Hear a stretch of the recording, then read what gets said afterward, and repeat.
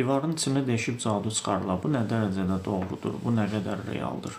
Divarın içində qazıb cadu çıxarırlarsa, deməli onu ora kimsə qoyub. Yəni ya usta qoyub onu o divarı hörəndə, ya da ki, nə bilim necəsə soxublar da ora bir sözlə. Məsələ mütləq divarın içindən gedib, ümumiyyətlə cadu çıxarmaqdan, yəni yeri qazıb çıxarırlar, bilmirəm.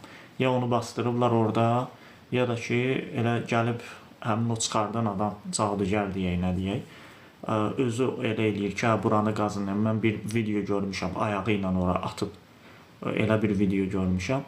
Ona görə yəni cadugarın özünün də etdiyi bir şey ola bilər, fırıldaqçılıq da belə deyək. Ümumiyyətlə, amma mövzu nədir? Cadu varmı, yoxmu? Quran və hədislərdə buna işarə edən şeylər var. Quranda məsələn o düyünlərə üfürən qadınlar zad Fələq surəsindədir, səhv eləmirəmsə. Harut-Marut məsələsi Babildə ki, öyrədirdilər qadın və kişini ayırmaqdan ötürü bəzi cadular, zadlar, sehirlər. Bir də İmam Sadiqdən bir hədis deyirlər.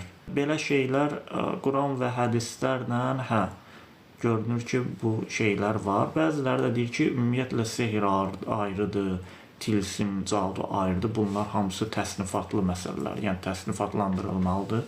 Ona görə tam dəqiq bir şey deyə bilmərəm ki, nə var, nə yox.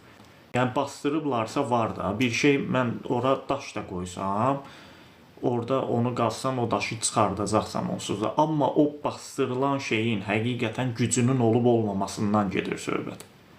Nə dərəcədə gücü var, nə dərəcədə təsirlidir insana.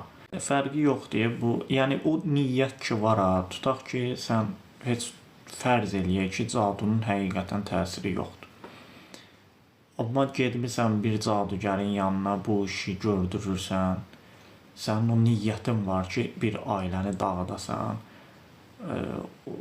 Bu sənin yəni qəlbinin nə qədər xəstə olmasını göstərir. Yəni hətta heç etdiyin o iş, yəni cadu bir ailəni dağıtmaq qüvvəsində olmasa belə, sənin o qəlbindəki xəstəlik yəni normal bir şey deyil də bir insanın.